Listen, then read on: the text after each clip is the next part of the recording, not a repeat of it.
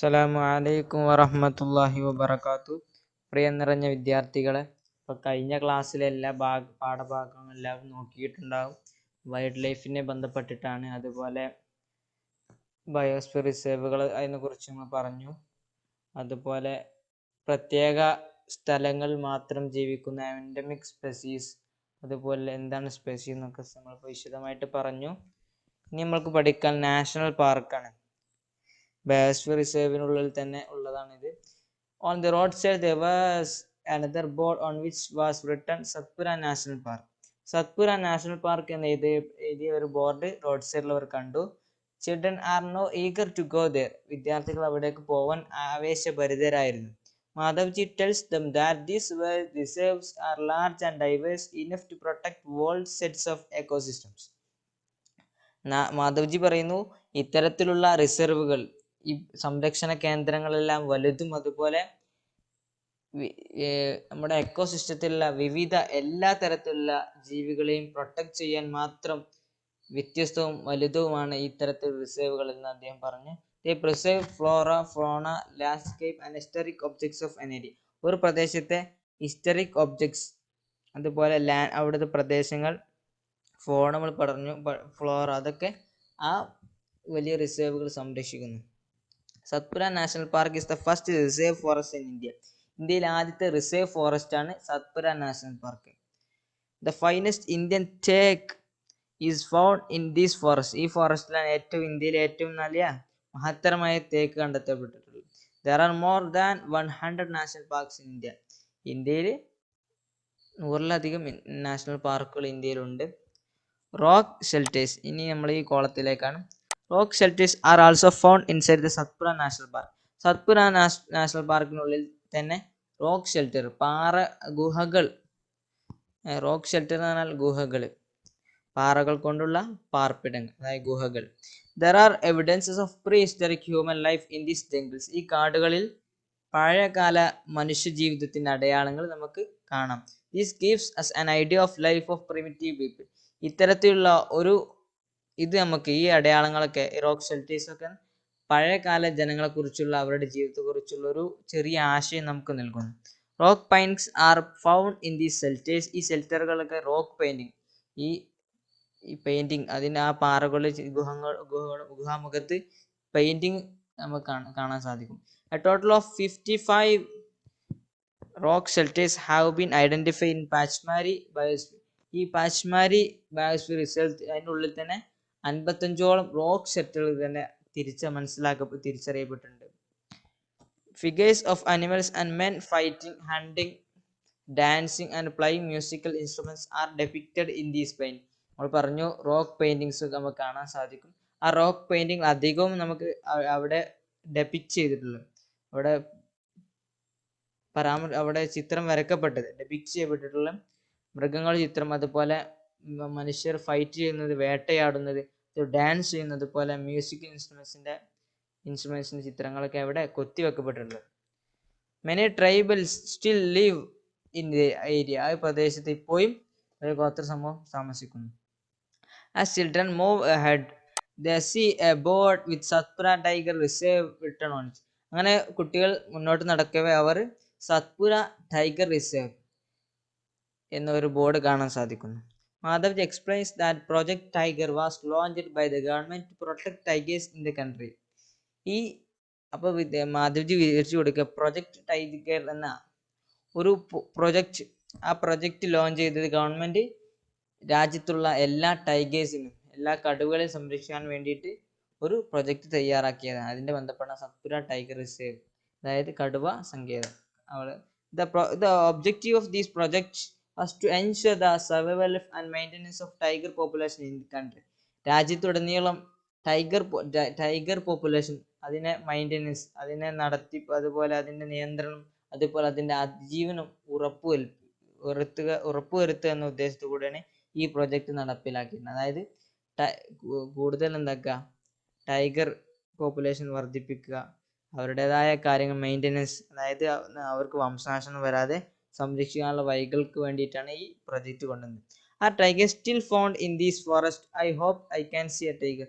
അപ്പോൾ ഇപ്പോഴും ഈ ഫോറസ്റ്റിൽ ടൈഗർ ഉണ്ടോ? എനിക്കൊരു ടൈഗറെ കാണാൻ സാധിക്കും. ചോദ്യം ചോദിക്കാൻ.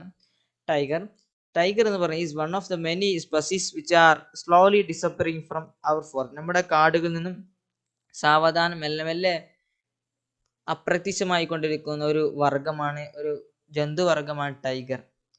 But Satpura tiger reserve unique in sense that a significant increase in the population of tigers has been seen there.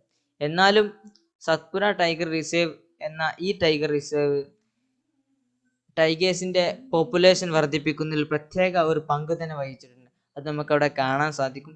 Once upon a time animals like lions, elephants, wild buffaloes and barasingha were also found in Satpura national park. മുമ്പൊരിക്കൽ lion, സിംഹങ്ങൾ, അതുപോലെ ആനകൾ, അതുപോലെ കാട്ടുപോത്ത്, ബരാസിംഗ് ഇതുപോലുള്ള മൃഗങ്ങളെല്ലാം Satpura national പാർക്കിൽ കണ്ടിരുന്നു. Animals whose numbers are diminishing to a level that they might face extinction are known as the endangered animals. അതായത് എണ്ണമറ്റ മൃഗങ്ങൾക്ക് വംശനാശം നേരിടുന്നു, അതായത് അവർ ചുരുങ്ങുന്നു. Animals whose numbers are diminishing, ചുരുങ്ങുന്നതായ മൃഗങ്ങളുടെ നമ്പറുകൾ, to a level that they might face extinction, അവർ വംശനാശം നേരിടുന്നു എന്ന അത്രത്തോളം ചുരുങ്ങുന്നവയുടെ നമ്പറുകൾ, are known as the endangered animal. ഇത്തരത്തിൽ മൃഗങ്ങൾക്കാണ് വംശനാശ ഭീഷണി നേരിടുന്ന ആനിമൽസ് എന്ന് പറയുന്നത്. അതായത് വംശനാശ ഭീഷണി നേരിടാൻ മാത്രം ചുരുങ്ങുന്ന അത്രക്കും ആനിമൽസ് ഉണ്ടെങ്കിൽ ആ ആനിമൽസിനെ നമ്മൾ എൻഡേഞ്ചേർഡ് ആനിമൽ എന്ന് പറയും. വംശനാശ ഭീഷണി നേരിടുന്ന animals. Pooja is reminded of the dinosaurs which became extinct in long time ago. കുറെ വർഷങ്ങൾക്ക് മുമ്പ് നമ്മുടെ ഭൂമിയിൽ എക്സ്റ്റിൻറ്റ് ആയിരുന്ന ദിനോസറുകളെ കുറിച്ച് ബൂജോ ഓർത്തെടുത്തു. Survival of some animals has become difficult because of disturbance in their natural habitat. ഓരോ മൃഗങ്ങളുടെയും പ്രകൃതിപരമായ വാസസ്ഥലത്തുള്ള ഡിസ്റ്റർബൻസ്, തടസ്സങ്ങൾ എന്തായിട്ടുണ്ട്, അവരുടെ ജീവിതത്തിൽ ബുദ്ധിമുട്ടുകൾ ഉണ്ടാക്കിയിട്ട്. ആനിമൽസ് ഹാസ് ബിക്കം ഡിഫിക്കൽട്ട്, അവർ പ്രയാസത്തിലായിട്ടുണ്ട്. എന്താ കാരണം? Because disturbance in there natural habit, അവരുടെ പ്രകൃതിപരമായിട്ടുള്ള വാസസ്ഥലത്തുള്ള തടസ്സങ്ങൾ. Professor Ahmad tells them that in order to protect plants and animals, strict rules are imposed in all national park. എല്ലാ നാഷണൽ പാർക്കിലും ഈ മൃഗങ്ങളെയും അതുപോലെ plants സംരക്ഷിക്കാൻ വേണ്ടിയിട്ട്, അവകളെ സംരക്ഷിക്കാൻ വേണ്ടിയിട്ട് ശക്തമായിട്ടുള്ള നിയമങ്ങൾ എന്താക്കിയിട്ടുണ്ട്, ഇമ്പോസ് ചെയ്തിട്ടുണ്ട്, ചുമത്തിയിട്ടുണ്ട് എല്ലാ സ്ഥലവും. Human activities such as grazing, poaching, hunting, capturing of animals or collection of firewood, medicinal plants etcetera are not allowed. ഈ പ്രദേശത്ത്, ഈ നാഷണൽ പാർക്കുകളിൽ ഹണ്ടിങ്, അതുപോലെ ഗ്രേസിങ്, കന്നുകാലി, പോച്ചിങ്, അതുപോലെ മൃഗങ്ങളെ അറുക്കുക, ക്യാപ്ചറിങ് ഓഫ് അനിമൽസ്, അത് മൃഗങ്ങളെ പിടിക്കുക, അല്ലെങ്കിൽ അവിടുത്തെ വിറക് ശേഖരിക്കുക, മെഡിസിനൽ പ്ലാന്റ്സ് ശേഖരിക്കുക ഒന്നും അനുവദിക്കപ്പെടുന്നില്ല ഈ നാഷണൽ പാർക്കുകളിൽ. പിന്നെ ഇവിടെ നിങ്ങൾക്ക് ബരാസിംഗ വംശനാശ ഭീഷണി നേരിടുന്ന ഒരു മൃഗമാണ്, ഒരുതരം മാനാണ്. അതുപോലെ ഇവിടെ ഒരു കാട്ടുപോത്തിന്റെ ചിത്രം, വൈൽഡ് ബഫലോന്റെ ചിത്രം നിങ്ങൾക്ക് കാണാം. ഇതൊക്കെ വംശനാശ ഭീഷണി നേരിടുന്ന ഇതാണ്. Are only big animals facing extinction. അപ്പോൾ സംശയം ആർക്ക്? പഹേലിക്ക്. ഈ വലിയ മൃഗങ്ങൾ മാത്രമാണോ വംശനാശ ഭീഷണി നേരിടുന്നത്?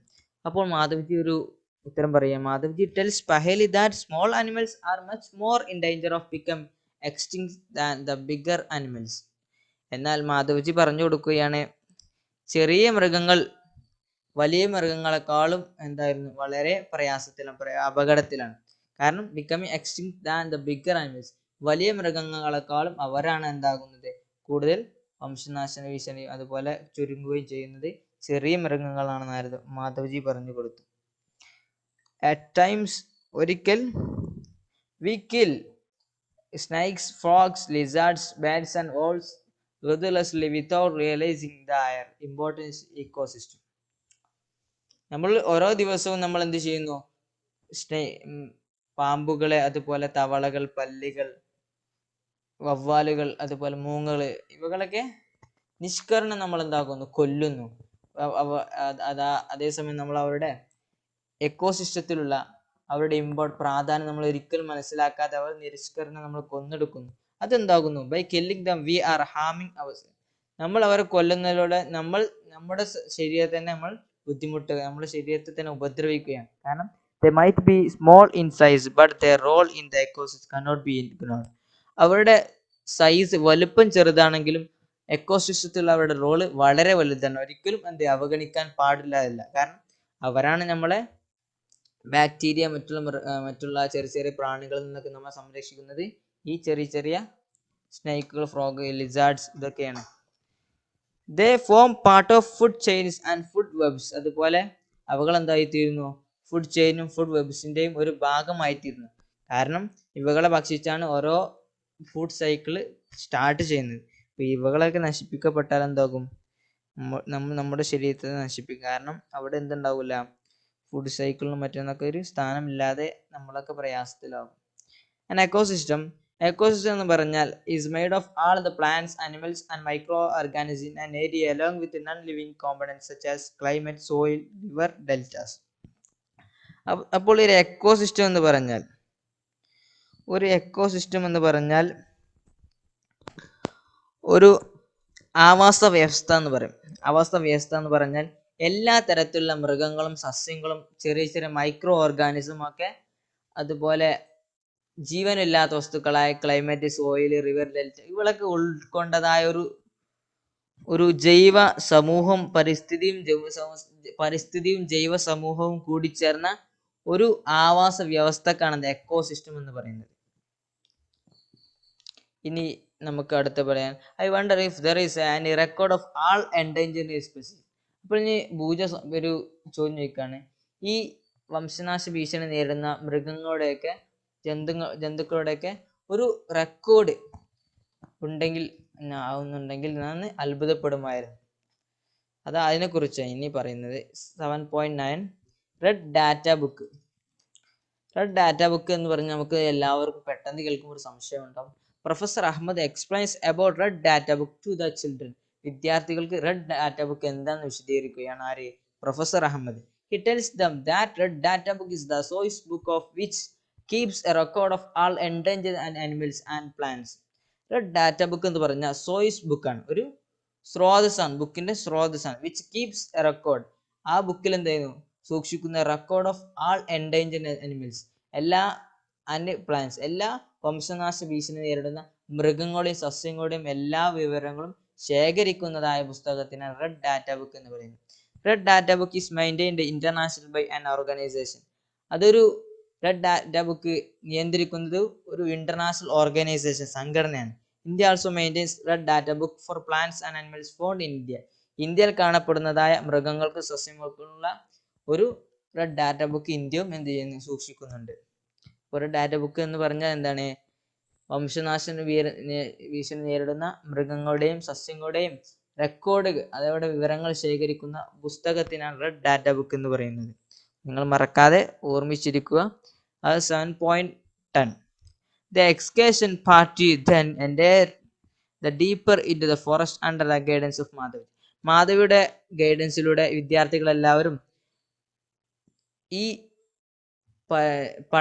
പഠനയാത്ര ബന്ധപ്പെട്ട ഈ എക്സ്കേഷൻ പാർട്ടി പഠനയാത്രക്ക് വേണ്ടി വന്ന ഈ വിദ്യാർത്ഥികൾ എന്താക്കുന്നു? ഡീപ്പർ ഫോറസ്റ്റ്, ആ കാടിന്റെ ഉള്ളിലേക്ക് കടക്കുകയാണ്. They sit near the Tawar reservoir to relax for some time. കുറച്ച് സമയം ഒരു ആശ്വാസം കണ്ടെത്താൻ വേണ്ടി തവാർ റിസർവോയറിൽ അവർ ഇരിക്കുന്നു. പഹലി observe some of the birds near the river. ആ പുഴക്കരയിലുള്ള ചില ബേർഡ്സിനെ പഹലി നിരീക്ഷിക്കുന്നു. Madhavji tells the children that these are migratory birds.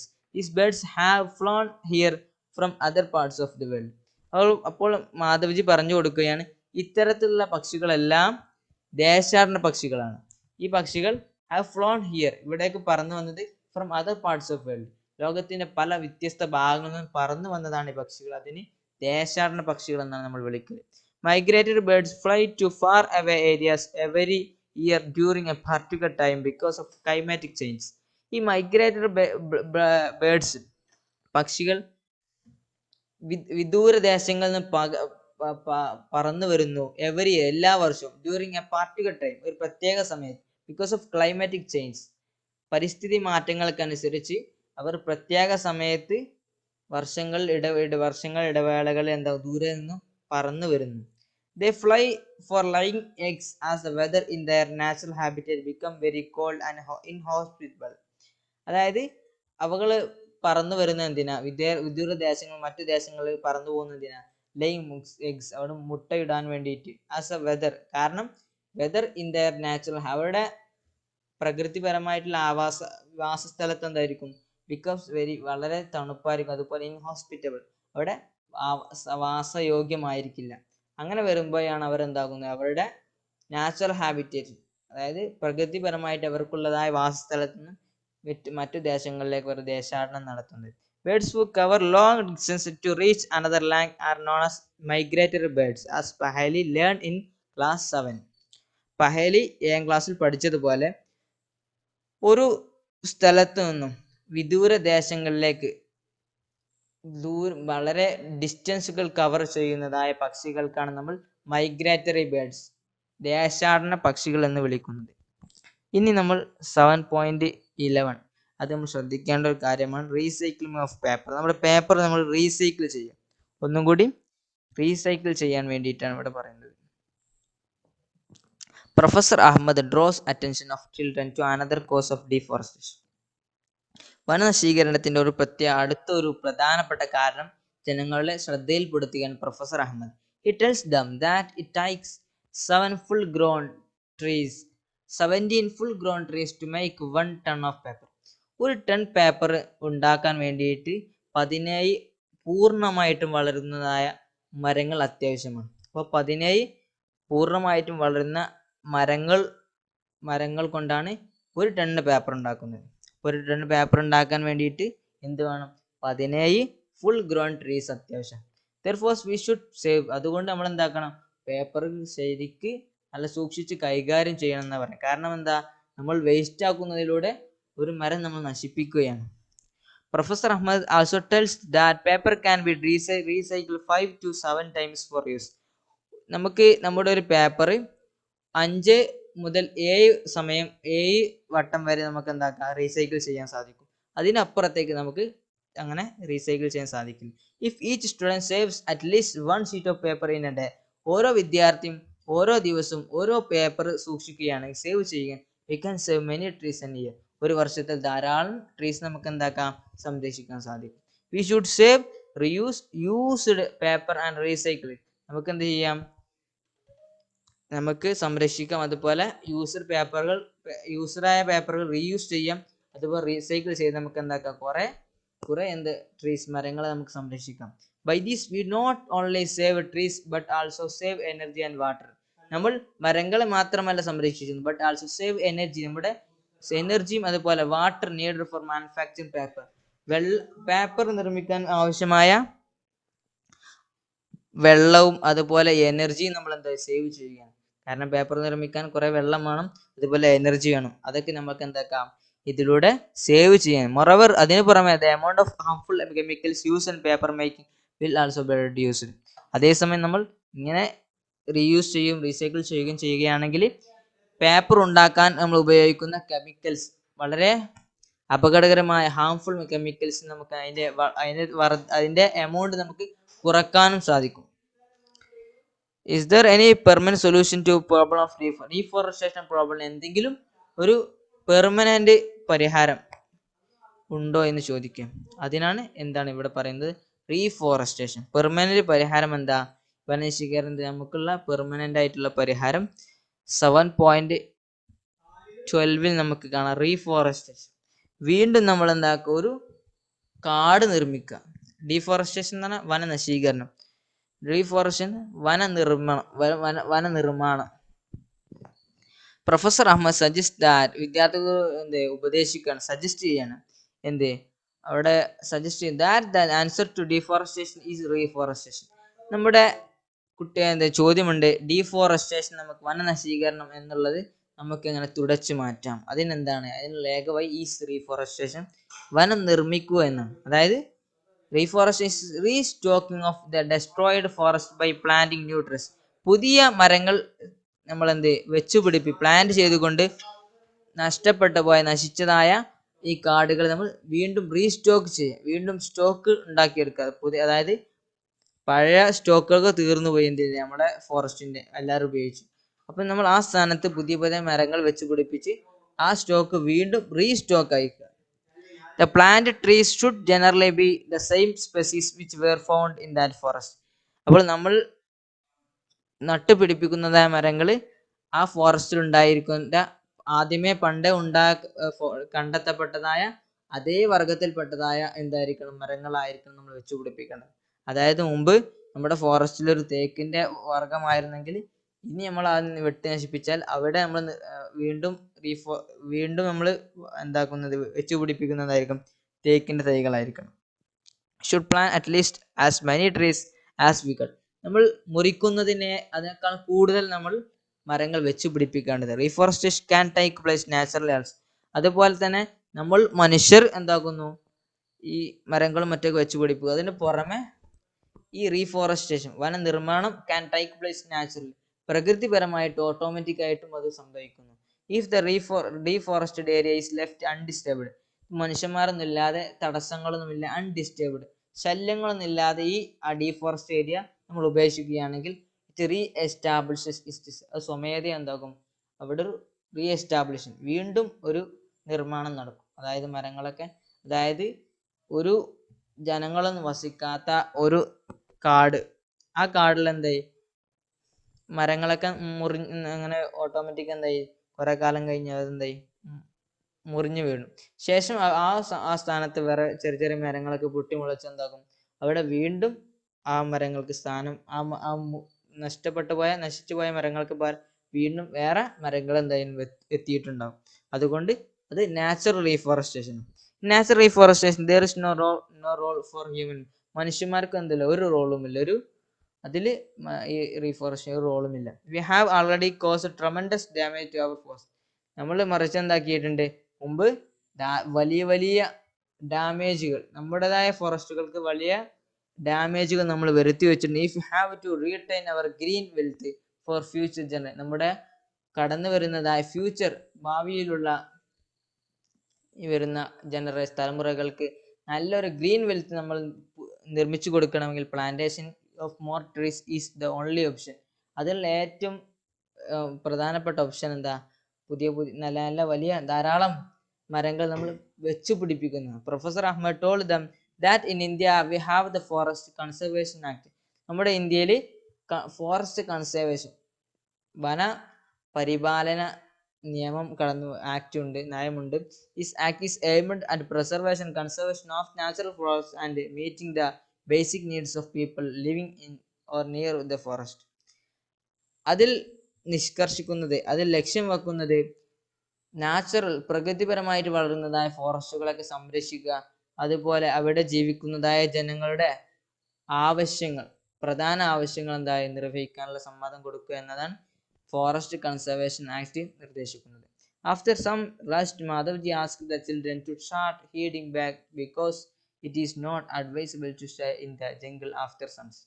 അപ്പോൾ മാധവ്ജി കുട്ടികളൊക്കെ എന്താക്കാണ്, അദ്ദേഹം പറയാണ്, ഇനി തിരിച്ചു പോകണം, സൺസെറ്റിന് മുമ്പ് തന്നെ ശേഷം നമുക്ക് എന്താക്കാം, ഈ കാട്ടിൽ നിൽക്കാൻ സാധിക്കില്ല, അതുകൊണ്ട് എല്ലാവരും തിരിച്ചു പോകണം. Getting back, Professor Ahmad and children thank Madhavji for guiding them through these exciting experience. അപ്പോൾ കുട്ടികളെല്ലാം അതുപോലെ പ്രൊഫസർ അഹമ്മദും ഈ മാധവ്ജിക്ക് എന്തായി, അവർക്ക് വളരെ എക്സൈറ്റിംഗ് എക്സ്പീരിയൻസ് ഉണ്ടാക്കി കൊടുത്തതിന് എന്തായി എല്ലാവരും നന്ദി പറഞ്ഞു. അപ്പോൾ ഇതിൽ പ്രധാനപ്പെട്ട് നമ്മൾ പഠിച്ചത് എന്താണ് ഡീഫോറസ്റ്റേഷന്റെ കാരണങ്ങൾ, മനുഷ്യന്റെ ഹ്യൂമൻ ആക്ടിവിറ്റീസുള്ള കാരണങ്ങൾ എന്തൊക്കെ, അതുപോലെ നാച്ചുറൽ ആയിട്ടുള്ള കാരണങ്ങൾ എന്തൊക്കെ പഠിച്ചു. അതുപോലെ ഈ ഫോറസ്റ്റുകൾ സംരക്ഷിക്കാൻ ഏതൊക്കെ വഴിയിലാണ് നമ്മൾ ഉപയോഗിക്കുന്നത്. അപ്പോൾ നമ്മൾ ബയോസ്ഫിയർ റിസർവുകൾ, നാഷണൽ പാർക്കുകൾ, ആ വഴികളൊക്കെ പറഞ്ഞു. അതിലെ വ്യത്യാസങ്ങൾ പറഞ്ഞു. ബയോസ്ഫിയർ റിസർവുകളാണ് ഏറ്റവും വലുതുണ്ടാകുക, അതിൽ നാഷണൽ പാർക്കുകളും മറ്റുള്ള കാര്യങ്ങളൊക്കെ വരും എല്ലാം പറഞ്ഞു. അതുപോലെ നമ്മൾ ഇന്ന് പഠിച്ചു. അതുപോലെ ഓരോ കാട്ടിൽ ഫോറസ്റ്റ് ജീവിക്കുന്ന പ്രധാനപ്പെട്ട സസ്യങ്ങളും അതുപോലെ മൃഗങ്ങളൊക്കെ പറ്റി പറഞ്ഞു. ഒരു എൻഡമിക് സ്പെസീസ്, അതുപോലെ എൻഡേഞ്ചർ സ്പെസീസ്, അതുപോലെ എൻഡേഞ്ചർ സ്പെസീസിനെ റെക്കോർഡ് ചെയ്യുന്നതായ ഡാറ്റ ബുക്ക്, അതുപോലെ മൈഗ്രേറ്ററി ബേർഡ്സ് ദേശാടന പക്ഷികൾ, അതുപോലെ നമ്മൾ പേപ്പറിനെ റീസൈക്കിൾ ചെയ്യണം. കാരണം പേപ്പർ ഉണ്ടാക്കുന്നത് മരങ്ങൾ മുറിച്ചുകൊണ്ടാണ്.